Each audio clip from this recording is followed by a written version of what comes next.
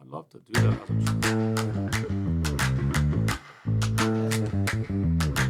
I think we should. Happy New Year. Happy New Year.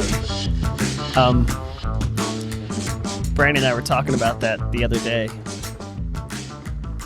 I know what it was. It was yesterday morning. She got up and started rolling, and she was talking about how her phone was blowing up, and it was all these groups. And I don't know if it's a good thing, bad thing, or indifferent. All these groups, chats that she's on, text strings. Oh. I'm not on anymore because no one even You're bothers free. texting me anymore. But of the Happy New Year, Happy New Year, Happy New Year, Happy Oh, New yeah. Year, Happy New Year. Everyone's Happy New Year, and sometimes it's a little exhausting. It's like there's, yeah. I guess it's good to stay connected to people, but in that way, when you're Happy New Year and everybody, Happy New Year, Merry Christmas, and those are great. I mean, it's great. I don't know. I don't even know what I'm saying about that, whether that's a good thing, bad thing. It's just, it's a little, it's one of those things that's a little exhausting. But it is a new year, so it's, yeah. Yeah. I think people want, people's intentions are well-meaning. I totally they agree. want to encourage or whatever. I think all that's well-meaning. I think when you feel like you got to respond to all of it, it does become exhausting. And again, I think it's just, you got to spend time with the people who are right in front of you. Yeah. Be where you are is what Brandy said years ago. Yeah. That I wrote down on my board of famous quotes. My wife is on there.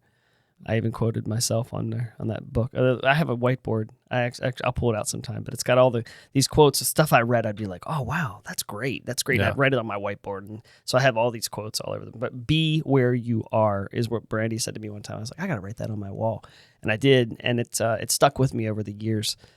And so and the truth is, we only have so much attention to give. Yeah. Right. So we're going to talk a little bit about money today, but yeah, budgeting our attention, budgeting our time, it kind of rolls over into money. But the New Year thing, you got any resolutions? I heard someone say the other day that, they want to gain 5 pounds. They want to go ahead and just get ahead of it, just gain 5 pounds. It's that way they know when they say, I'm going to lose 20 pounds, and they actually don't. They lose 15 and then gain 20 back. They're just going ahead of it. I thought my intention, I was actually losing a little weight before Thanksgiving. And Gosh. Then I picked it up Man, Thanksgiving you and found Christmas, it, huh? and so I figure if I can lose at least down to what I was, people will be like, "Oh, you're losing weight." Like, yeah, right. I'm doing great. Gain weight But I'm just- to get the affirmation when That you you're get back down yeah. to what you originally were. Where you wanted to be down from that. But you notice they never say, and it's nice, but they never say, "Oh, you're gaining a little weight, aren't you?" Yeah. So that's why when you lose it, they make mention of it. It makes you Yeah. feel good. They never make you feel bad by saying, "Oh, you gaining some weight." It might be better. I mean, if somebody kept saying, "Hey, you're getting fat," Well, it's funny because Brandy, when she was in Ghana for 2 years, yeah, culturally different, very different stuff in West Africa. This is back when we were dating years and years and years ago. She came home for Christmas. She was home for 4 weeks. I think it was for Christmas because she was there 26 months. So when she went back, they said, "Oh, Brandy, you're fat." I don't think it was a compliment. It was like, just stating the obvious. She had gained a couple pounds. Yeah. I mean, she wasn't fat at all back Right, then because no. she came back from Ghana and she was probably, she was skinny as a rail. But they said, "Yeah, you're fat." Yeah. well, I think if we were Resolutions. more politically incorrect with regards to that, it might encourage people to be more healthy. Political correctness. You want to talk about political correctness? I think Yeah. that's kind of gone away a little bit. A Little little bit bit. of it. Yeah. It's Yeah. funny because that term political correctness, I always rejected it. I usually am pretty blunt. Sometimes to my own detriment and the detriment of others, unfortunately. But I've been pretty blunt over the years. And so even when political correctness kind of took off in I don't even know when it was, early 2000s maybe. I was never really one of those people that worried much You about didn't it. hear anything about like the Christmas wars or Right. people not saying Merry Christmas. I don't hear any of that anymore. No. Merry Christmas is, exactly. It's okay. Yeah, people used to get offended, which is kind of a weird thought. You get offended when you said Merry Christmas. Yeah. That's strange. Yeah. So resolution, I Go for it. trying to I like to do the read through the Bible through the year, and so I actually jumped ahead. I started in Nice. November To give yourself, to cut give me yourself some just in slack. case, and So working through that, so excited for that. Obviously, there's a perennial get in shape, but I'm determined this year it's going to happen. Oh, good. Yeah. Yeah. Maybe I'll do that. Last year I was committed to running a marathon again, but Yeah. I was feeling injured. I don't know. I say that with air quotes. I've been dealing with something in my hip for a while, and I just think it's probably something I can just tell it to go away and it'll go away. But I'm thinking I want to run at least the 10-miler this year, so I want to start running again. So that's me. Good. And I started something this morning because I had mentioned to one of the young adult Bible study that we have on Sunday nights. I had mentioned to one of those guys because I like handing out a daily devotional, the My Utmost for His Highest, the Oswald Chambers one. And I said, hey, I think I'm going to start just posting these short video kind of synopses. That's right. I think that's the right plural of synopsis of those daily devotionals. A little video for you guys. Just throw it up there so you guys can have that if you want to. And they're like, someone mentioned it to me the other day. Hey, you gonna do it? Because it was. I think it was the 31st. We had the group over to our house for a New Year's Eve party, and they said, "Hey, you doing it tomorrow?" I was like, "Oh, you're taking me seriously. I guess I have to do this." And so I posted 2 this morning. Yeah. So I have now the first and the second up there. So I want to stick with that. I hope I can stick with that. But that's a big commitment every day to sit down and do something for a few minutes. Yeah. But Texting it out, or is it public? Or so it is a public post, but you'd have to find it through my channel. Okay. But it's I send it out through the email service through our church. Yep. Yeah. Good. To that group. So we'll see if that works. So we had and per a suggestion of one of the young adults, and this was kind of funny. I thought this came out of left field, and he said, "Hey, you guys should talk about money." I thought, well, that's an interesting thing. That's an interesting point of conversation for sure. Especially, I mean, in the new year, it's one of those things that people say, "Oh, I'm going to budget." That's one of my New Year's resolutions, to budget. And I thought, money, man, there's so many directions you can take for sure the conversation about money. So where do you want to go with it? No, we were saying, I think there's so much we could talk about that. It's a deep well. It is. Jesus talks a lot about money. Yeah, I was going to say, when someone says, hey, what do you think about money? Yeah. Well, what's your first thoughts? What we think of our ownership of it. I think is it's money. ours, and it's nice to have a lot of it. Interesting. We think it's nice to have a lot of it. Yeah. Everybody's always eager to have more of it, right? Generally, but Jesus talked a lot about it. The phrase that I like, and I didn't coin it, but I like it, is, Jesus always encouraged us to live with an open hand. Yeah. By trusting Him with our daily needs and the resources that He's given us, to be generous with those towards others. So ultimately, I think from a biblical sense, we're stewards. We're stewarding what God has given us, and we're called to steward it well. And Jesus never says that storing it up to have a lot for myself later on is the way that He wants it managed, which is the way, I even think about my own life. I'd like to have a big savings account or something, because then I don't have to worry about it anymore. But Jesus says that's the foolish way, and that's hard for us. That's to an perceive. Interesting parable. That's a really interesting parable, and I've said to people before that the Bible rejects the American retirement picture. Yeah. What retirement?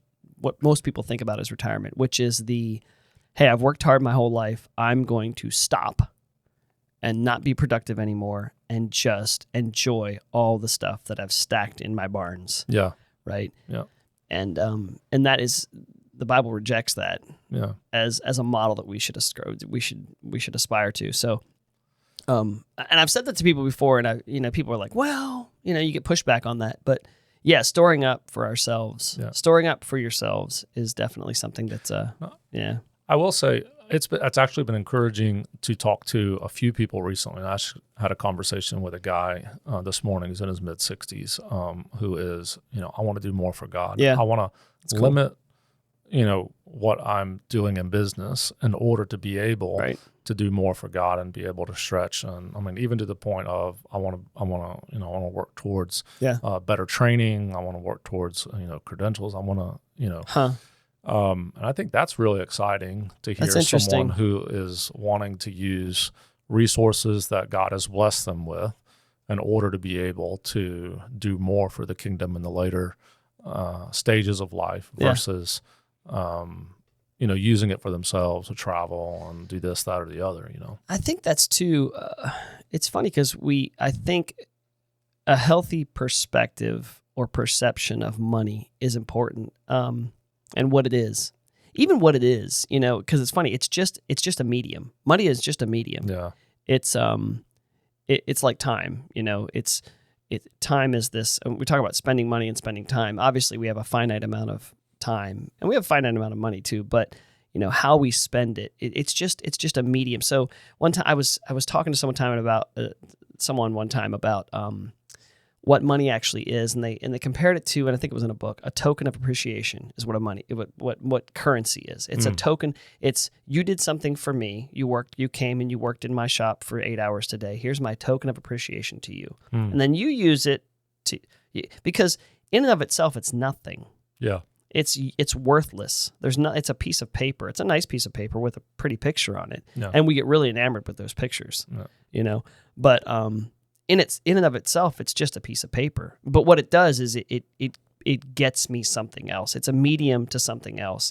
And I think sometimes people get so wrapped up in the accumulation of the actual thing. It becomes an idol, obviously. Yeah. But it's like even that thought of like people, when you pull out $100 bill and there's a Ben Franklin, and there's been songs written about, obviously rap songs about Benjamins, Yeah. about what it is. People get really enamored by it, but it's just something that is used for something else. It's used to do something. And I think sometimes if we even have that perspective as a very simple one, this is just a tool. It's just a tool. Money's just a tool. So we don't get too attached to it. It does you no good to stack it up. Yep. Other than what it might, if you stack it up because it can do something, but if it never does anything, it's never valuable at all. Yeah. You think about even like, it's fine art hidden in a closet that will never be seen, is what money stacked up that never does anything good. Sure. It never does anything if it's just stacked up. Yeah. Does that make any sense? I mean, just kind of maybe wrapping our heads around what it is, it needs to do something. I think when Jesus, he gives the parable of the talents, and the guy says, "Hey, I hid it because I knew you were someone who was exacting and someone who was, diligent to try to make every dime count, essentially. Yeah. And I wanted to at least give you back what was yours." And the ruler says, "You foolish servant! You could have at least put it with the bank and done something with it, earned a little interest." And I think the concept of money being used for something is important. I think the challenge often, particularly with those, I mean, there's a challenge with people who have a lot of money at times, Sure, and just the incessant buying things to kind of stroke their ego or whatever. But you also have those who maybe struggle with money who also have a similar challenge, and sometimes that's fear. I won't have. You said those who struggle with money, so people who have a lot also struggle with it. And people who have little also. So it could be either or. But people who have people who, and that's what I was meaning. People who have a little bit of money can also have a challenge that it's based out of fear. I need more because I won't have enough to buy food, pay bills, whatever. Yeah. So I've got to keep grasping and holding on to it, and it can become really fleeting. And so both of those extremes are seen negatively in the scriptures. But generosity never is. I don't ever see a place in scripture it's a good where point. generosity is seen in a negative light. Right. You gave too much. Yeah. You spent too much on others. Yeah, I think stinginess, and that's one of the things we could talk about. The second part of this, I think, because I think we're gonna take this conversation pretty far. The second part would be like kind of some of the pitfalls, and we'll do that in another episode. But stinginess is obviously something we have to watch out for. But to avoid stinginess, I think what we need to do is understand what it is and how we use it well, how we use it or steward it well, right? Yeah. It's really interesting, too, that parable that you talked about is not only did he say, you fool, he's cast him out where there's weeping and gnashing of teeth. Yeah. Throw him into hell, Hmm. right? The one who didn't properly understand or use what I gave him. I gave him something to use, and he didn't use it for anything productive. He squandered it. That's an interesting parable. Well, even I would say he didn't necessarily squander what he was given. He squandered the opportunity. Yeah. Yep. And I mean, he gave the guy back what he was given in the beginning. Right. But there was an opportunity to do something even better. And that's what he squandered, and that's like seen as a huge negative. Yeah, it's interesting.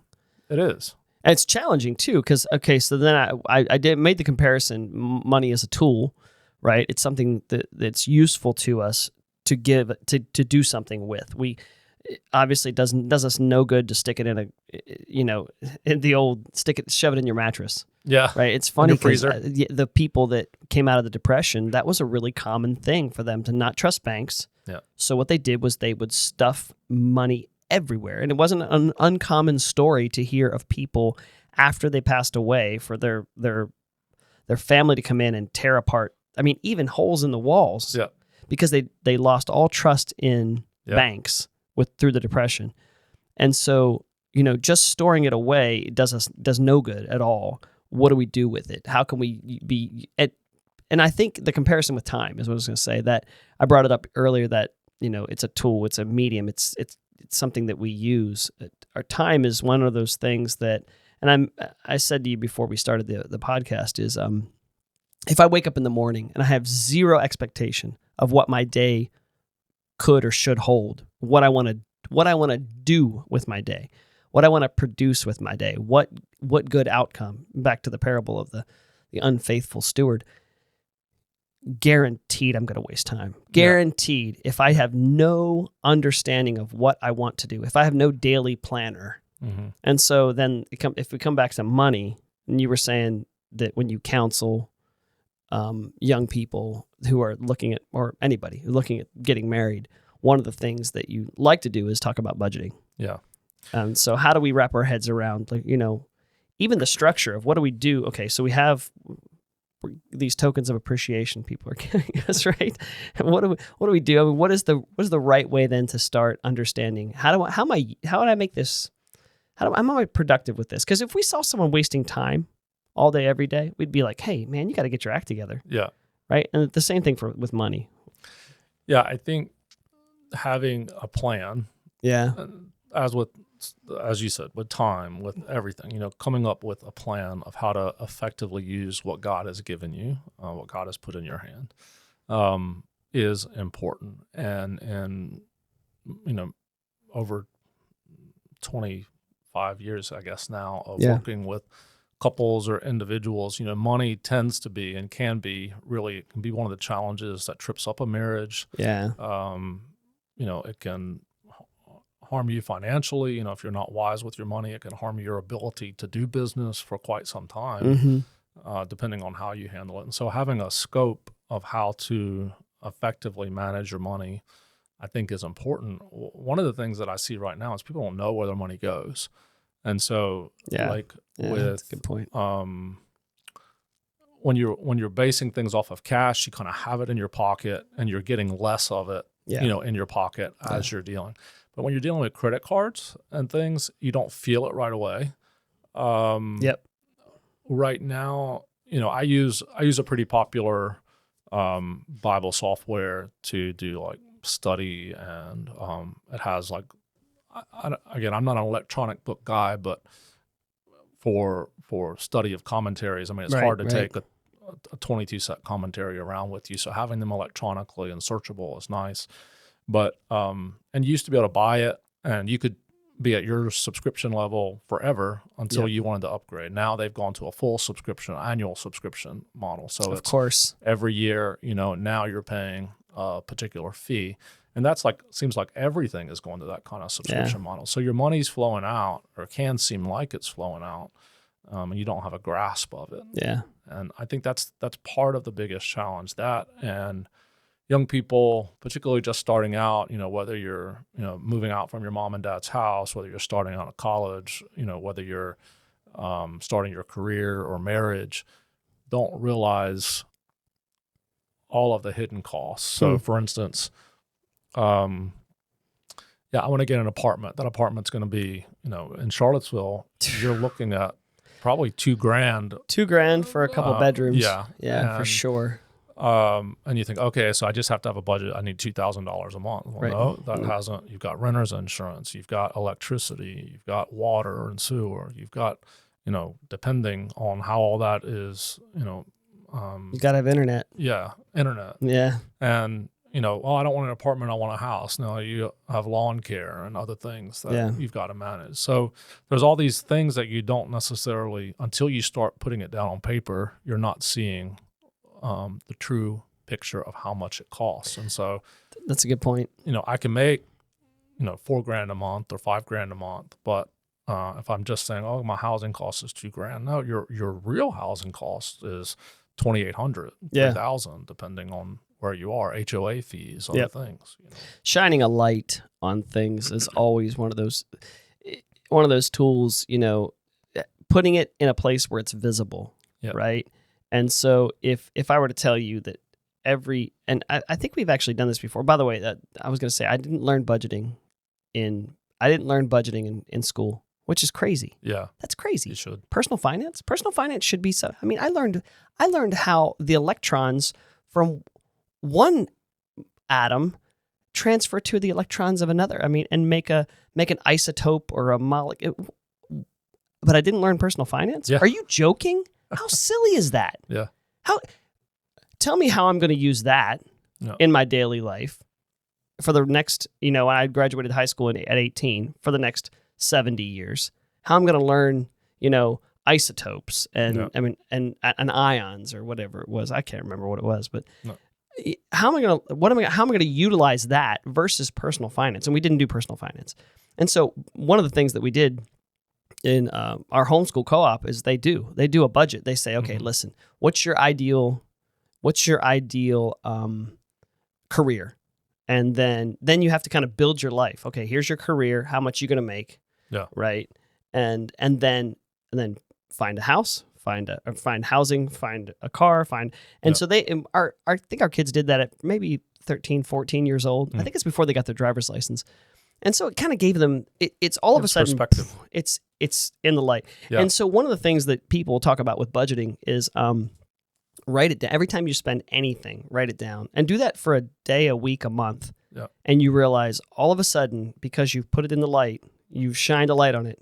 Oh my goodness. Yeah. What the amount of money I spend on X, right? Yeah.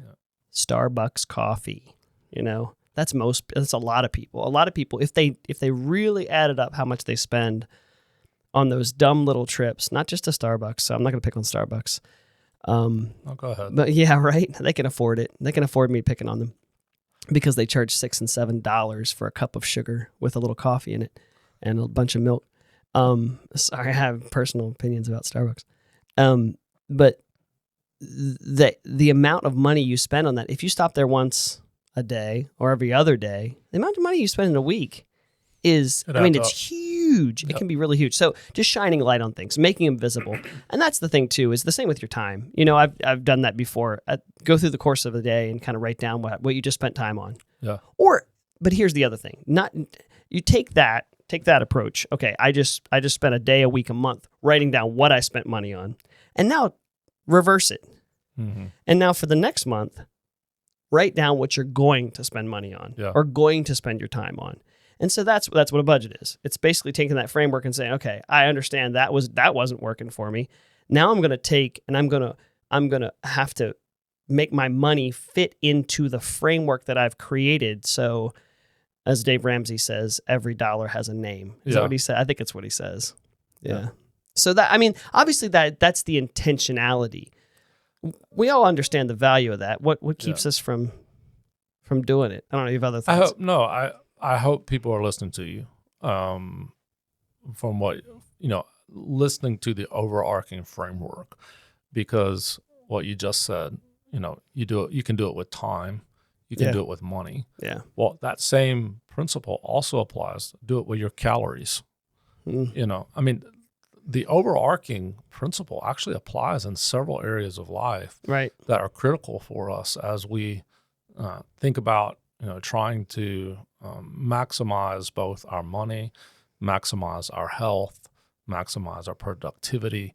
There's some overarching principles that apply in all of these areas. And with regards to a budget, I think when you write it down, you discern the things that you don't otherwise think of. I have a son who just turned 16, and he's a hard worker. He's saved a lot of money. He wants to buy a vehicle, and so what I see as part of my goal is help him to realize the realistic cost of a vehicle. It's not just the cost that you're paying for the actual vehicle itself, but when you're 16, you're going to get an older vehicle, so it's probably going to need some repairs. You're going to have a higher level of insurance on it, and you've got to also be able to do just the regular maintenance. In Virginia, you're going to have, personal property tax. You're going to I have comments about that, but yeah, you don't actually own it. Sorry, I thought you were only supposed to be taxed on things one time. Taxes is one of those things. Sorry, I'm going to interject here real quick. Taxes is one of those things where people get shining a light and having things be visible. And intentionality then. But taxes is one of those things that my employees, when I say, okay, your end of year bonus, how do you want to get it? And they like, oh, well, don't put everything on one check. What happens is, you put everything on one check and they tax it like crazy. I was like, well, you're not actually paying more tax. They're withholding more because they're at a different bracket at that one particular check. But at the end of the year, it'll all reconcile, whatever. But it's visible. Yeah. It's finally they realize, because people don't even look at their gross earnings. They don't look at their gross earnings. They look at their net earnings. The net earnings is what they get to spend. Yeah. Their gross earnings is what I paid them, plus the taxes that I paid, up and above that, employer taxes, but their net earnings is what they think is their actual earnings. And that's the problem is that once you look at it, you actually stop and look at it. And the government they want me to be a tax collector. They don't want people to pay their own taxes, because then they would say, wait a second, how would I pay that much? When you talk about government conspiracies, is that not one? That's not the whole tax collector, making the employer be the tax collector.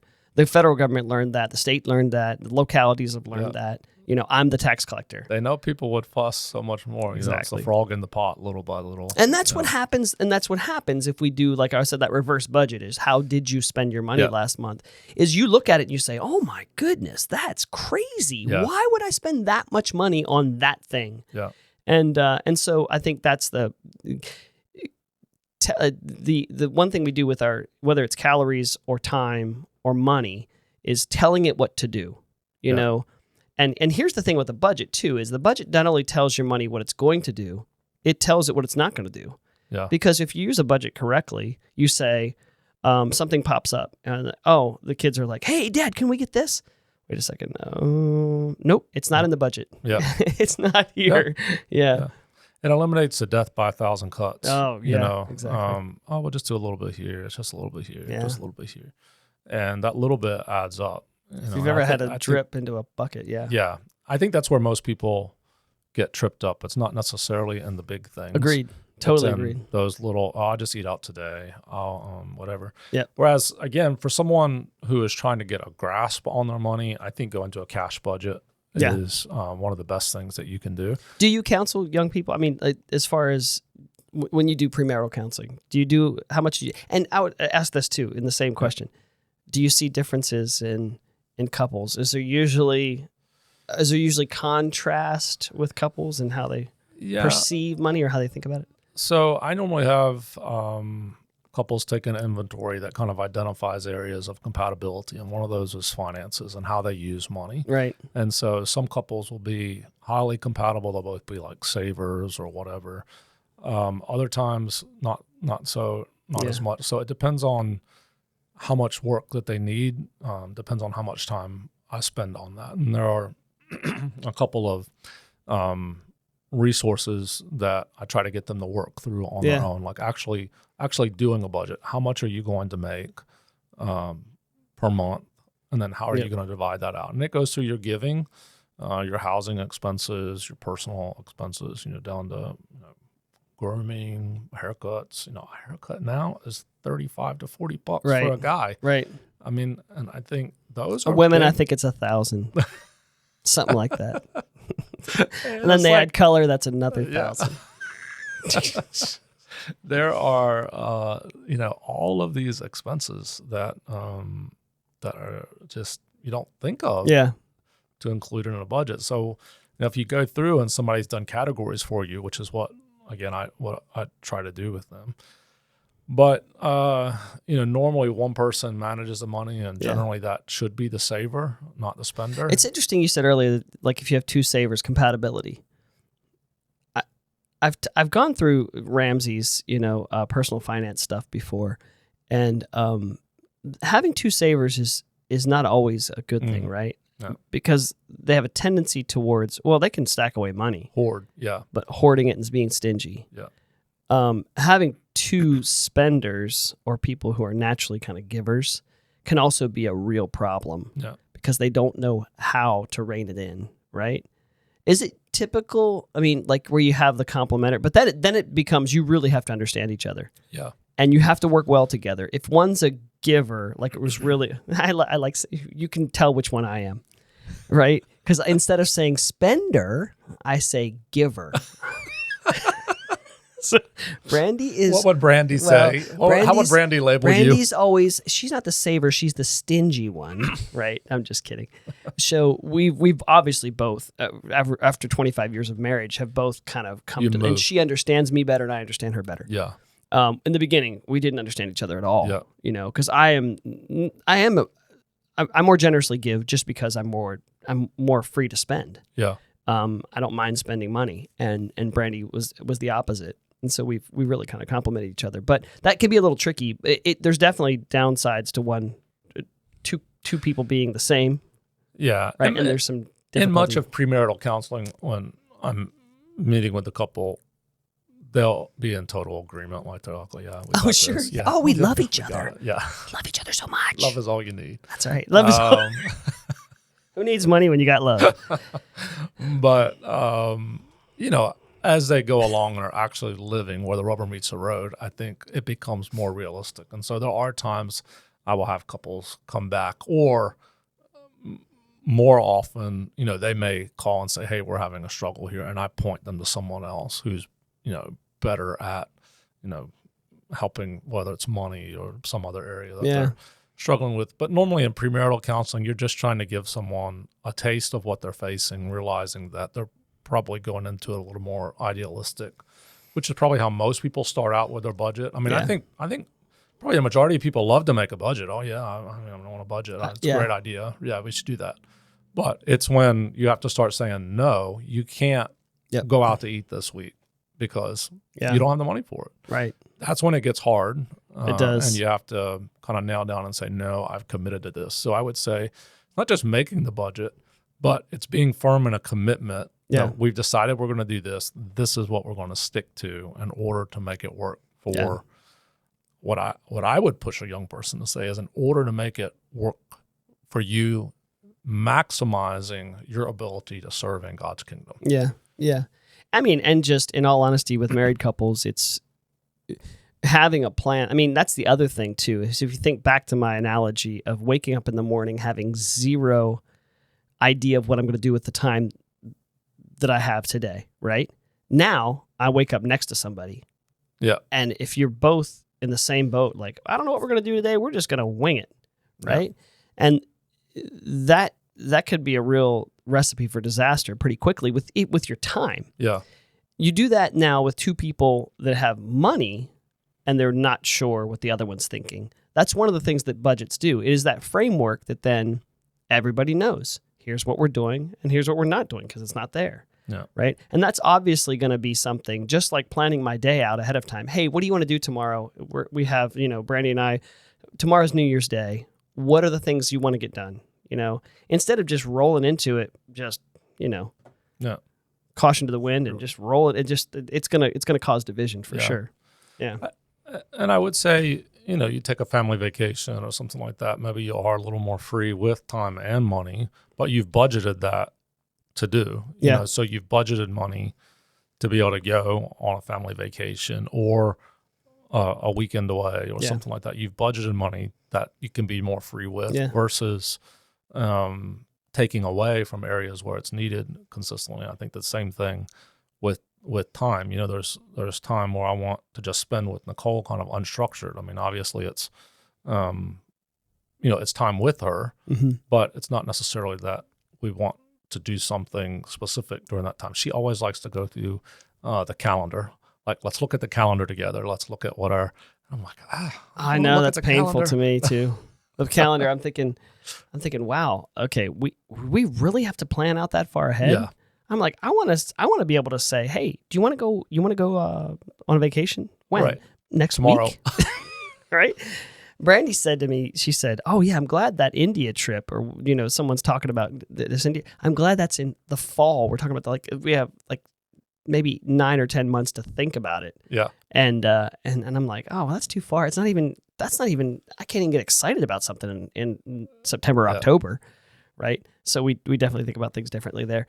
Let's take that. Okay, so personal finance, personal budget, and healthy ways to think about it, or at least have visibility.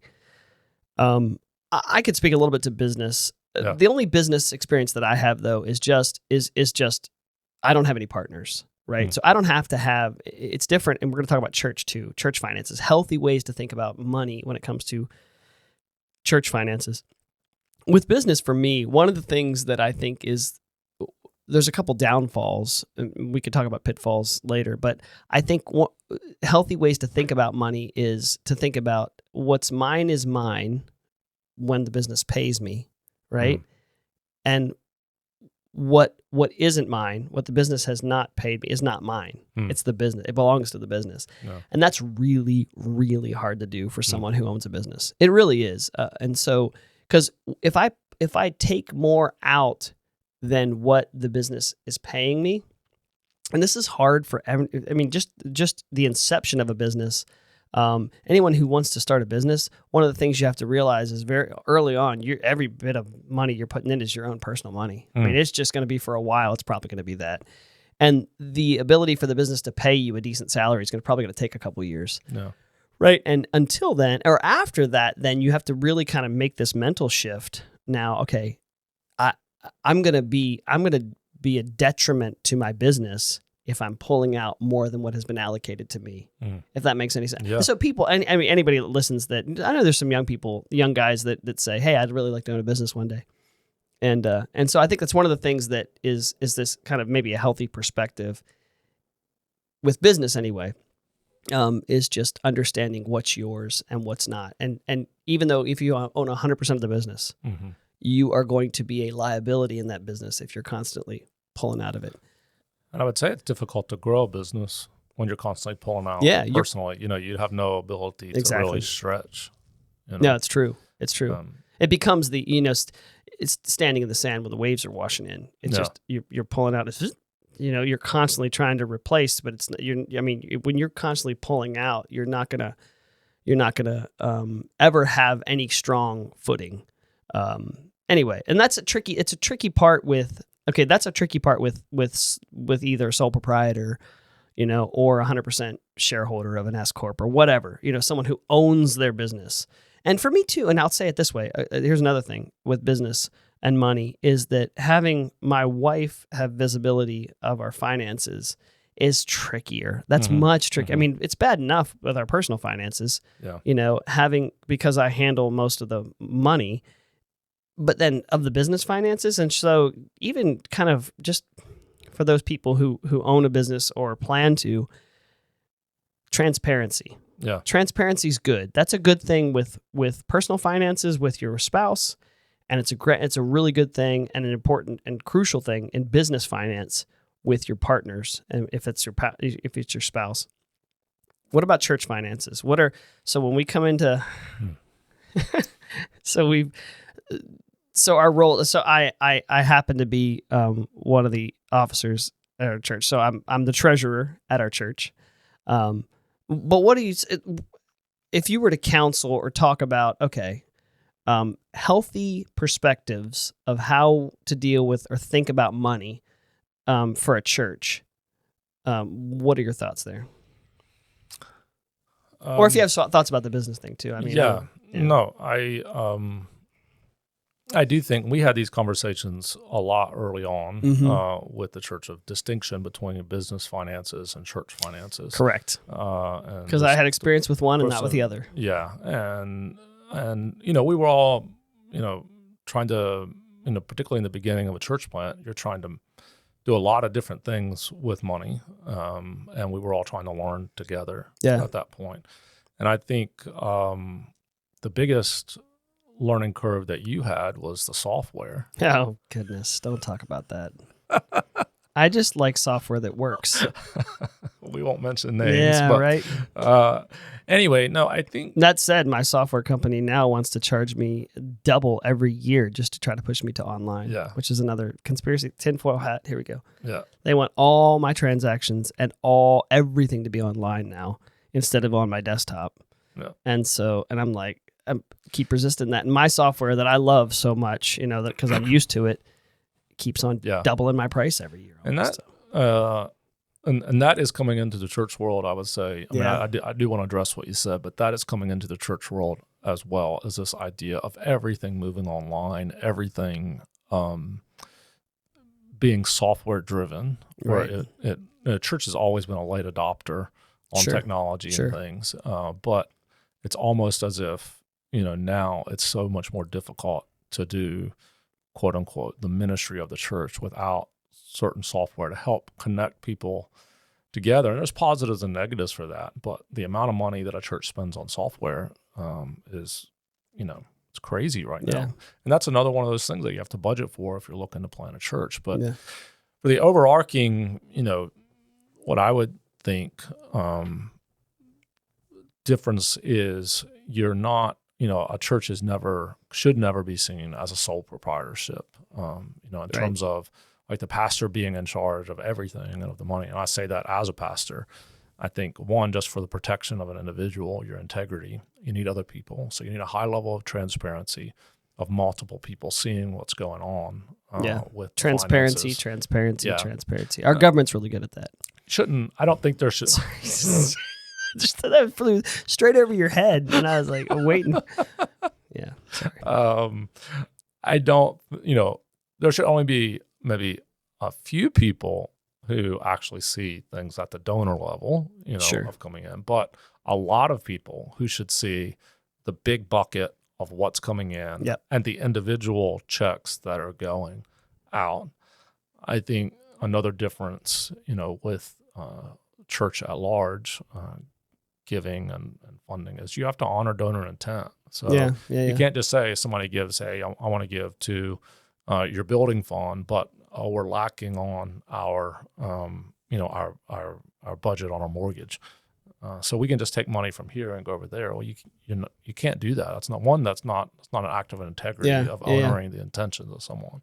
But two, you're not supposed to do it legally. It's illegal. You're supposed to honor the donor intent, which again goes back to a high level of transparency, which I would pull from your discussion with, mentioning about your wife and being transparent with your wife. That I think transparency with the right people is very important across the board with money. When we are alone with our money, that's probably not a good thing. I just, the picture for some reason of Gollum with the ring, my precious, it seems to be it used to be, there was some Walt Disney character that was it like Scrooge McDuck or something? The duck. The duck that would like swim through his money, his gold. Yeah. And that's kind of that's what happens in dark places. I think shining light on things, I think is kind of this this theme of accountability and just good stewardship, just making sure there's light shined on things, there's light shining on things, Yeah. and things are transparent and visible. When things are hidden, that's when you have problems, Yeah. especially in a church. Yeah, So- I would think. Yeah, And I would encourage young people also, who think, well, I don't, I'm a single guy or a single gal, and I don't have, a lot of money, and I can just spend what I want. That's not a very good place to be. It's not That's a very interesting. good place for a young person. Even if you're starting out your career and you're on your own and you have a higher level of disposable cash, to not have anyone else who is aware. I would say, one, for your own good, you bring, if your parents, bring your parents in, talk to your parents periodically about your finances. If that's not a good place for you, find a good friend who can help give you counsel or advice. But the other thing is, unfortunately, none of us live forever, and we never know when that's going to happen. And if you're a young person who, for whatever reason, you pass on, even if your vehicles are in your own name, if you have a house and it's in your own name, and there's no sense of a will or an intention, a longer term intention for what you've accumulated, it leaves problems for the people who are having to pick up the pieces. That's afterwards. an interesting. Okay, so we're talking in this episode about kind of healthy perspectives of money and what to do. That's a really interesting one that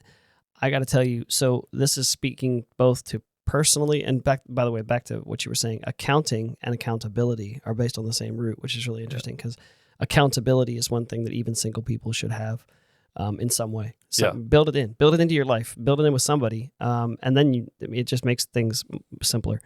But the healthy perspectives of money is thinking about what happens if I'm no longer here to do anything, and now what happened.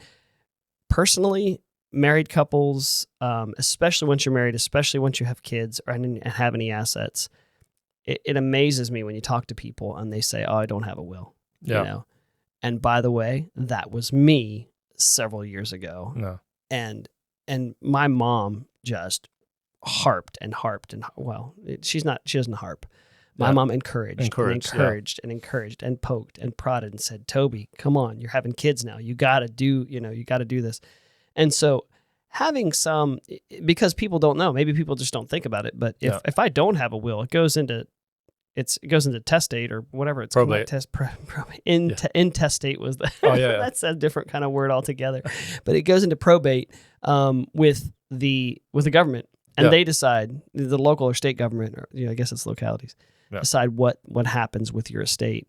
And I think that's just a bad approach. It's not smart to not have that, at least some foresight to say, okay, if I'm removed from this, then what happens? Yeah. It's also not maximizing for the kingdom. Again, as long as you're able to, and I'm not saying, I have opinions on how people should plan their estate, but not even in that regard of giving to your church or to a ministry or other things. But no one is going to manage your money, in the way that you manage it generally. And, so thinking ahead, how I want this to impact my family, how I want it to impact the kingdom. For some people, it may be that leaving a huge inheritance to children is not a good thing. For sure. It may not be healthy for them. It may not be. And so I think a lot of prayer and time should be spent with that. And again, I do think young people should consider, even though I have a little bit, I may only have a little bit, what happens to it if I can't manage it, if I'm not here. And then also the accountability piece of allowing someone else to have some insight. Don't feel like your parents, if you're close with your parents, don't feel like they're prying if they're interested in what your financial picture looks like. You talking to your kids? So, sounds like you're talking to your kids there. No, well, I mean, I am, and I'm not. Yeah. I think someone phrased it this way, and I thought it was really good. I may not be smarter than you, and I can talk to my 21-year-old and my 19-year-old and even my 16-year-old. And there's things they know more about than I do. So I may not be smarter than them in some areas, but I do have years of wisdom from experience that they don't have yet. Yeah, and I can bet you I've made more mistakes than you have. Yeah. And I know what the consequences hopefully are. learning from those. Exactly. So I think going to people who can offer you, who can kind of be ahead of you a little bit, who can offer you some wisdom is really important. Yeah. I think as you manage your finances, your time, your health. So that living with an open hand, that's the last thing I think we talk about. Like generosity. There's never any point, whether you have much or you have little, where generosity should not be a part of your life. Would you agree? Oh, yeah, I do. And I think that's one of those things that's so healthy perspectives of money too, is how do I build into my own mentality or my own habits or my own budget generosity? Yeah. You know, what kind of, I don't know, what advice would you give people to say, hey, listen, maybe you're not thinking about it correctly, and here's how maybe you should think about it that would help you say, oh yeah, I need to be more generous with my resources. I believe in tithing, Mm-hmm. and I know a lot of people don't, and they say, well, that's an Old Testament. I think there's evidence that Jesus transferred that on to the New Testament. But even if you were to say, no, I don't agree with that, I don't think you should give 10%, I would first ask you, why not 10%? What's keeping you from making that commitment? Do you think do you deserve more than that, than the 90%? Right. And the other thing that I would say is that's a starting point, and particularly in the New Testament, you can look and see. I mean, that's a starting point for your giving. It's not the ending point. Yeah. So I think generosity has to start with some level of commitment to give, and I think it is a very good commitment that once you start working, you start giving right away. Once you start earning, develop the habit of giving. And so one of the things that we've tried to teach our children, from the moment they start earning, you start tithing. Yeah. Start giving, and we believe in giving to the local church. That's where we're committed. I mean, we may give to something here and there, but almost everything goes through the local church. And but even beyond the tithe, I think when you see the need, and this comes from the widow who had given, I think it was the 2 mites in the temple offering, and Jesus says that she's given more than everyone else because she's given everything she's had. Our eyes should not necessarily be on, sometimes we think, oh, I've got all of these needs that I've got to pay, and then I've got this bit left over, and that's what I'll be generous. I think that's the wrong perspective for us. Generosity should come first. That's why it's consistently in the Old Testament, certainly has been the first fruits is what we give to the Lord. And then we manage everything else and what's left. So that's, I think, a real key to generosity. The other thing is your heart attitude, doing it with a joyful heart. Can you genuinely give with a joyful heart? Be happy that you're able to give and you're able to help. I mean, the heart thing, I think, is an important point, too, because I think then it's interesting, even a lot of secular financial counselors would say you absolutely have to, not just for tax advantages, you have to have some kind of charitable giving in your budget, just as a I'm trying to think, the law of that return or just that generosity, the 10%. I mean, you'll even hear 10% with some secular financial advisors. Just give away some, just because there's this kind of law of it's kind of this baked in thing that happens with finances when you have your hands open again. Not obviously not things just falling out of your hands, but I think you said generosity or the heart piece. I think if you think about what are the people that you enjoy a relationship with, generous people or people who are not generous? Yeah. And you think, why? That's good. Why is that? Why do we enjoy being around generous people? It's not just because that they might give me something.